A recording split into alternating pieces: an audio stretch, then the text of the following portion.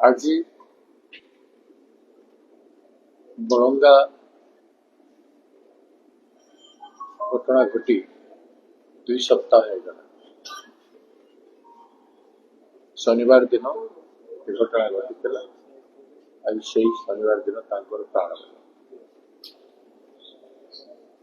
ଏତେ ହାଇପ୍ ହେଇଥିଲା, ଏତେ ଚର୍ଚ୍ଚିତ ହେଲା, ହେଲେ ଆଜି ପର୍ଯ୍ୟନ୍ତ ଦୋଷୀକୁ ଆମର ଶାସନ ବ୍ୟବସ୍ଥା ଦଣ୍ଡିତ କରିପାରିଲା, ଆରେଷ୍ଟ କରିପାରିଲା। ଆଧୁନିକ ଯୁଗରେ ଏଡ଼େ ବଡ଼ କ୍ରାଇମ ଘଟାଇଥିବା ଅପରାଧୀଙ୍କୁ ଗିରଫ କରାଗଲା।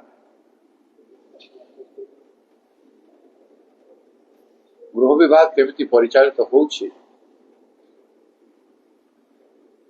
ଏଥିରୁ ସ୍ପଷ୍ଟ ଜଣାପଡ଼ୁଛି। ରାଜ୍ୟ ଶାସନର କେତେ ପତନ ହେଇଛି ସ୍ପଷ୍ଟ ଜଣାପଡ଼ୁଛି। ଗୋଟି ଗୋଟି କରି କୋଭଳି ଭାବରେ